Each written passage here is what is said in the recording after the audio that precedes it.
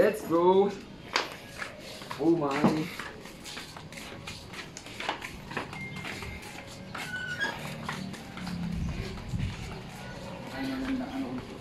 Let's start na talaga.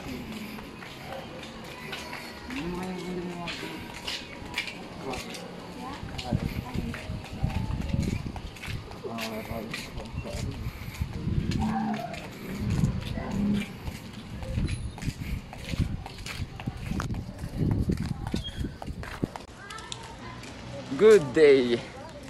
Something new here.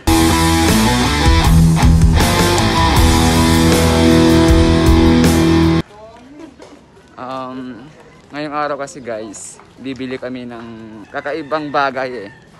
Siya yung magpupuno sa sa yung tinawag ko dyan. Kumbaga siya yung pinaka-special item sa gagawin namin. Wala pa kayong idea ngayon eh kasi medyo binubuo pa lang namin yung project Something X. So mga kasama ko ngayon, si Bunso and Nilaganan ang po yan. And si Big Boss. Wala kaming sasakyan. Kami ay magko-commute lang. So kita-kits mamaya guys. Pupunta lang kami sa sa Mega Mall. Charing. Sasakay na kami. Pupunta na kami ng SM. So yun guys, makikisangkot muna ako dito sa plano ng manager. Ito na siguro yung pinakamalaking move ni manager. Ito na nga ba? Okay, joke lang. O baka ito na? May joke lang. Ito ba? Okay. So ang tawag sa project na to ay Project X. Ang tawagin ni manager, Boss Amo.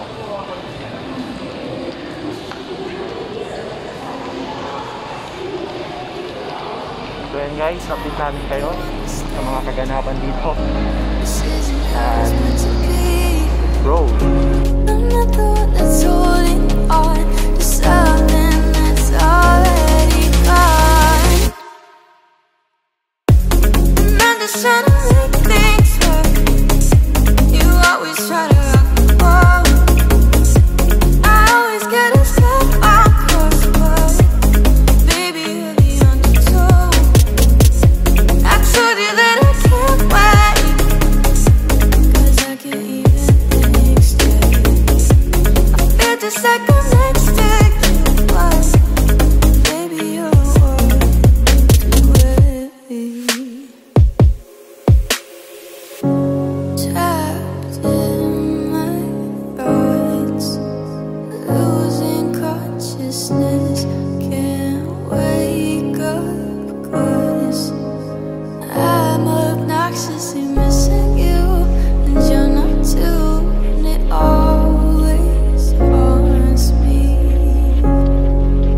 It always haunts me. I try to make you understand, you were never part of the plan. I'm not the one that's holding on to something that's already gone. And I'm just trying to make things work. You always try to rock the boat. I always get a step on course, but baby, you're the undertow.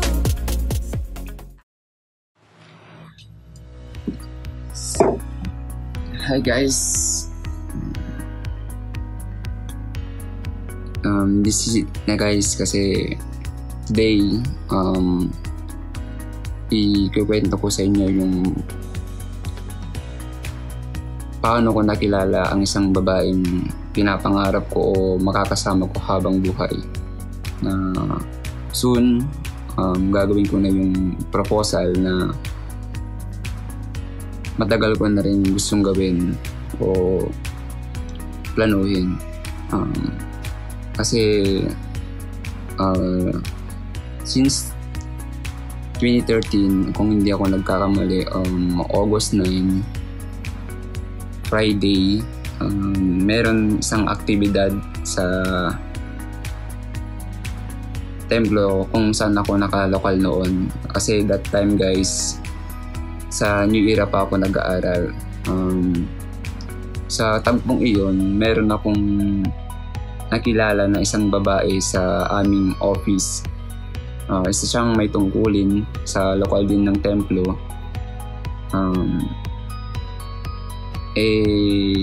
Sakto yun guys kasi na-love pursuit ako sa kanya, and that day din is nakilala ko siya kasi nga mayroon kaming aktibidad at nakasama ko siya sa aktibidad na yun. Mula noon guys, lagi ko na rin siyang nakakasama sa mga gawain, mga aktibidad, sa kalihiman. Salamat sapagkat itinulot ng Ama na makilala ko siya sa ganong sitwasyon. Yun din, bali nagpapasalamat din ako sa Ate Ren tsaka sa mga nakasama namin sa templo, mga 149 group or yung Purok 1, 4, 9. Alam nyo na yun guys kung sino kayo. Ayun. Tsaka sa mga nakasama namin, naging part ng relation namin or part ng buhay namin ni Aimee. Yan, marami kaming naging nakasama sa Quezon City na dati naming tinitirhan kasi doon kami nag-aaral guys. At ayun na nga, ito na nga. Plano ko kasi sa October 12 magpro-propose na ako sa kanya guys.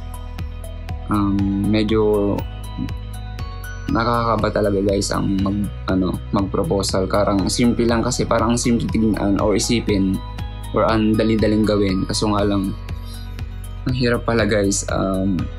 Aaminin ko, marami akong pinanood na video, YouTube vlog about sa mga proposal.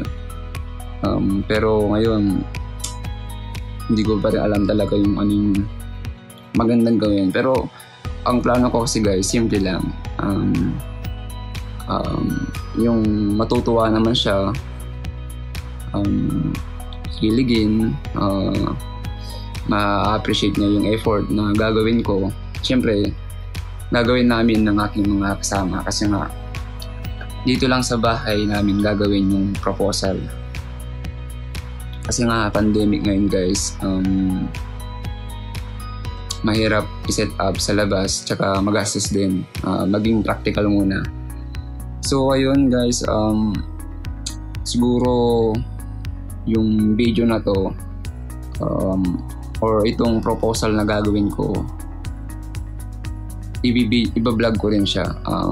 Magiging public din or mapapanood nyo rin guys. Kumbaga, i-share ko lang sa inyo yung experience ko or experience namin o ano man yung magiging magagawa namin sa vlog na to, yung proposal, para yung iba magkaroon din ng idea, magkaroon din ng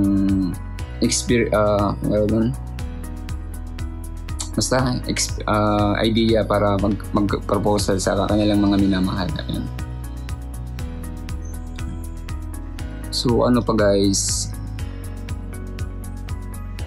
ang gagawin ko pa lang isa bago ako mag-propose is kakausapin ko yung magulang niya. Siyempre, magpapaalam muna tayo kung ano yung plano natin sa buhay kasi sila yung magulang natin. At the same time, magpapaalam din ako sa side ko, yung parents ko. At yun na nga, this is it na nga guys. Sana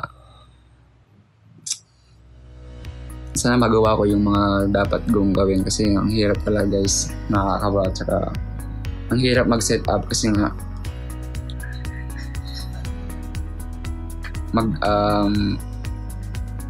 basta hindi ko may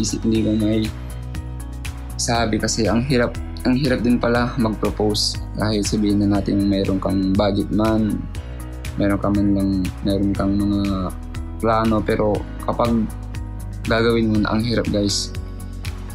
Sa pagbili pa lang ng singsing, yan, ang hirap mong pumili kung ano ba yung maganda, ano ba yung magugustuhan niya. Pero ayun, message ko lang kay Aimee na sana kapag napapanood mo tong video na to, alam mo naman kung ano yung mga pinagdaanan natin. Alam mo yung nangyari sa buhay natin habang nag-aaral pa tayo, hanggang sa makapagtapos tayo, hanggang sa makapaghanap buhay tayo, at hanggang nandito na nga.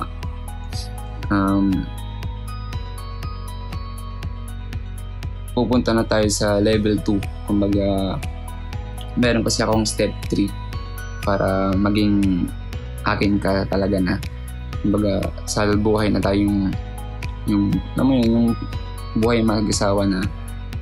Yun, yung una, yung step 1, yung niligawan kita para maging girlfriend ko. Step 2, ito na nga, yung proposal. Propose na ako sa'yo para soon. Yung step 3 is maabot ko na, or maabot na nating dalawa. Makabuo ng sariling pamilya, at yun naman ay gagawin natin sa tulong ng Ama. Siyempre, hindi tayo magpapabaya sa tungkulin natin kahit anong mangyari. Kalihim pa rin tayo. Nakilala kita bilang isang may tungkulin sa kalihim. At sana yung hanggang sa pagbuklo rin tayo ng Ama, hawak pa rin natin ng ating tungkulin, kasi yun ang pinakamahalaga eh. Kahit lumusong man tayo sa buhay may asawa, huwag nating kakalimutan ang pagtupad at paglilingkod sa ating Panginoong Diyos. Yun lang naman yung pinaka-importante sa buhay natin ang paglingkuran ng ating Panginoong Diyos. Kaya sana mag-enjoy ka or magustuhan mo itong proposal na gagawin. Ipaghahanda namin para sa iyo. Yun guys, sana ayun lang guys, wala na akong masabi. So guys, update lang tayo today. Bali kahapon kasi nakapagpaalam na ako sa parents ni Aimee. Bali okay naman guys, kahit kabado tayo, approve naman sa kanila. May bilin lang konti, syempre magulang sila kaya may mga talagang hindi maiwasan na magbilin din sila sa amin. So ayun guys, okay na, halos prepared na lahat, pero hindi pa kasi ako kontento pa, kasi syempre alam niyo naman, isa sa special day rin ng si Aimee yung proposal na yung gagawin ko. Bagaman away bati kami, aso't pusa, syempre deserve pa rin niyang makatanggap ng magandang regalo or magandang ganap sa kanyang buhay. Ayun nga, ngayon balak ko sanang bumili ng teddy bear, kasi nakukulangan talaga ako sa setup namin Actually, simple lang talaga guys yung gagawin kong proposal. Sa bahay lang nga namin kasi nga ayaw ko naman yung sobrang bongga. Pero sana itong gagawin kong proposal na simple lang, sana matuwa naman siya. So mamaya guys, update ko kayo kung ano yung mabibili kong teddy bear. Ibibigay ko yun sa proposal. Tapos iba pa yung syempre yung mga flowers. Yan, salamat na lang pala kay Ate Marge sa pag-sponsor ng ating flowers. And sa mga kasama ko dito na nagpe-prepare or kasabwat ko dito sa preparation ng proposal. Ayun. Tsaka salamat na rin sa mga tropa ko, mga kaibigan. Kahit wala man kayo dito, alam ko naman supported pa rin kayo, or isa kayo sa mga sumusuporta sa amin. Ayan, sa akin. Ayan. Pupunta na ako guys. Mamaya update ko kayo. And bahala na kung ano maging kakalabasan ng video ito. Kasi walang director guys ano lang kami. Kung ano lang yung kayang sabihin, naisipan, ayan, vlog lang namin. Bahala ka na, Sir Vince Baroga, the big boy of the Pangasinan. Yun, thank you guys. And sana magustuhan nyo rin tong preparation ko na gagawin. Bye-bye. So, andito na tayo ngayon sa SM guys para bumili ng isang teddy bear. Sana makakita tayo ng maganda. Mag-isa lang tayo ngayon guys para masolo natin yung pag-prepare or pag-effort. And guys, mamaya na lang ulit. Pasok na ako dito sa SM. So, yun guys, nakabili na tayo. Medyo hindi siya malaki masyado kasi malit lang din naman siya eh. Kaya sakto na siguro to. Nandito na ako kung saan yung sakyan.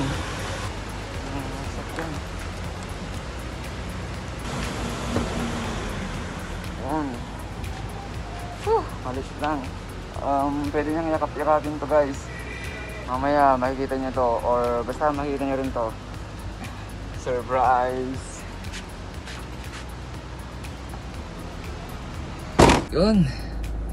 Success guys. Nakabili na tayo ng teddy bear. Yan. Yun siya. Wala na akong mapagpipili ang iba kasi kukunti lang yung yung sakto lang yung size. Yung isa naman malaki masyado. Tsaka masyadong pricey. Ano lang tayo guys. Maging practical lang tayo. Matutuwa naman siya dyan kasi malit lang naman si Aimee. Saktong-sakto sa kanya yan, yakap-yakapin niya yan kasama sa kanyang pagtulog.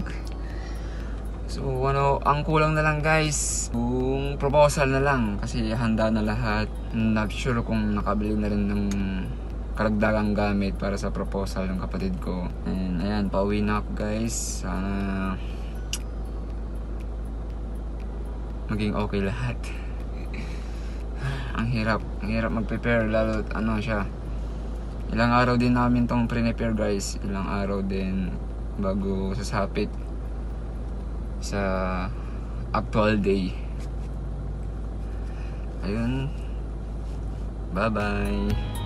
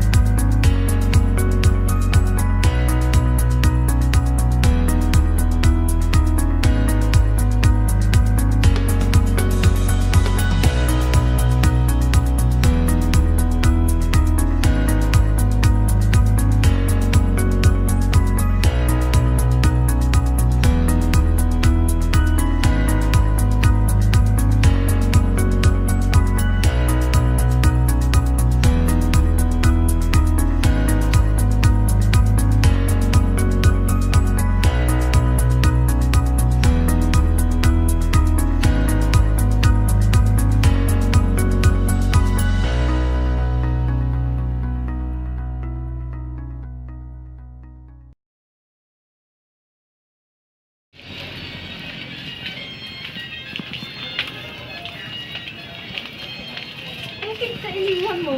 Oo.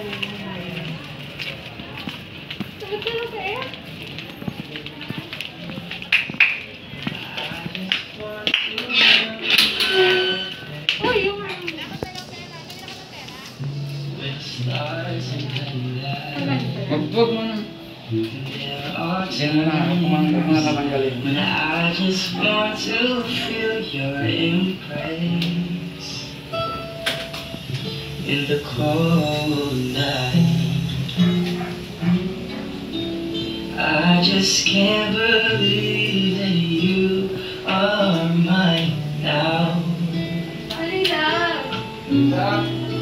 You are just a dream that I once knew.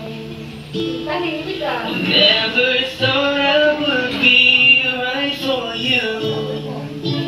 I just can't compare you with anything in this world. You're all I need.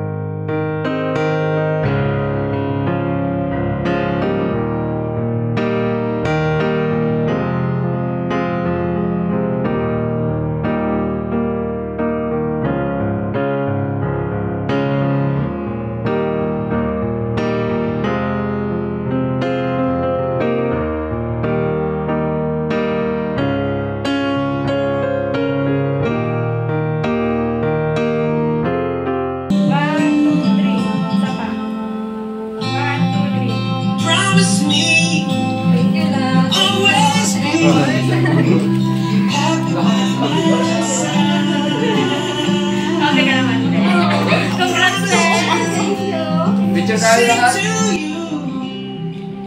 Ay, i-vlog ko na lang, no?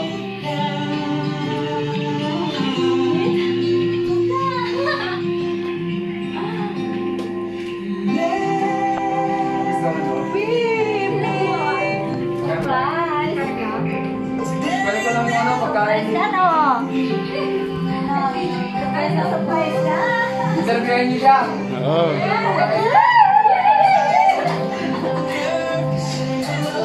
Kapilaan pala yung camera, ha? Dali na!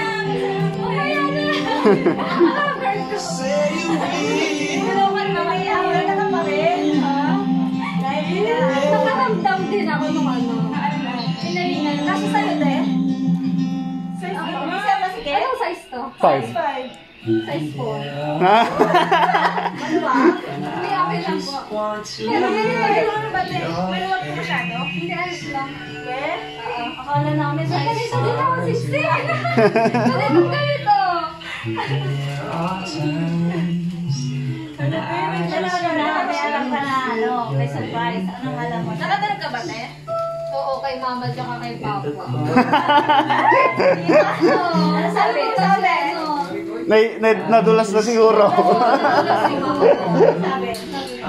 Sabi ni papa ko, hindi pagbaga ni Jason, ano yung sinasabi ni Jason? Tapos nag-iba yung kwento. Si mama naman. Ano, sabi nakikita. Ilang ko sa'yo yung naral ko. Pinalinisip ko. Wala din. Ano na? Saban na ako? Dayak na ako nito. Gagawin ko sila, ano, busy. Kaya pala pinag-dress din ako nito. Tsaka ate yung time na ano. Kasi magpapapasa ko sa kanila ng picture nung Ay! Diyos ko. Uy, galit ka.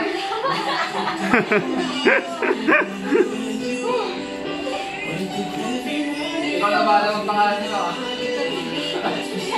Kaya si Marnita. Oh, sponsor yan. Thank you si Mark. Oh, ganda movie! Ako ng hair.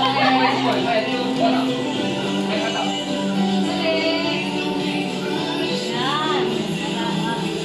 Ano yun? Nakakawin pa yan. Newport mga yan. Natutuwa ako sa picture nyo. Saan eh? Sabi ko kaya pinakita pinapanood ko sa'yo.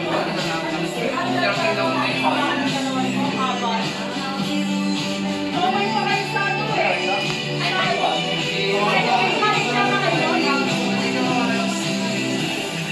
Oh, mata Jay, speech mo nga. Nakatintagan. Ay, sas. May speech pa ako eh. Mas ma-report ko. Anong ano? Okay lang. Ay, sa birthday mo. Wala yung speech ko guys. Thank you. Hindi mo beg. Wala ka, Kabi! Oh, pinagsusunod down. Yung mga kas. Pinagsasahod na. Success guys. Sahuran na, boss. Itong mga bata mo. Nakaramdam ako kay mama tsaka si papa. Ay, gano'n? Ay, ganda. Ba't nalang mo? Papa ni... Kasi, Papa ko. Wala ni Papa. Nilibag pa kami ni Jason. Wala na. Nilibag pa kami ni Jason. Ano? Si Mama, nag-barnies ang anak ko sa likod ko. Ang dalawang biig. Secreto na kayo lang. Ate Aileen, nabunyag tayo. Ha? Kaya mana ko. Oo, kasabot si Ate Aileen dito. Nung pumunta ako sa bahay niyo. Niya ka kami na. Ikaw nag-uubos na, di ba? Tapos sa Ate Aileen, nag-uusap ko. Thank you! Nagustuhan mo yung sing-sing! Sing-sing na ano. Ang tawag! Feeling ko sa akin yung kayo po. Magpataba na lang siya din, oh. Magpataba na lang siya. Hindi kasi yung size 4. Alam ko pasadya na yung ganun eh. You will! Sabi ko sa'yo. Ano? Hagad ka na, eh! Successful, guys. Na picture reject ko. Ay, nice, nice, Dati nice. yung di Samsung. Hoy, edit na naman.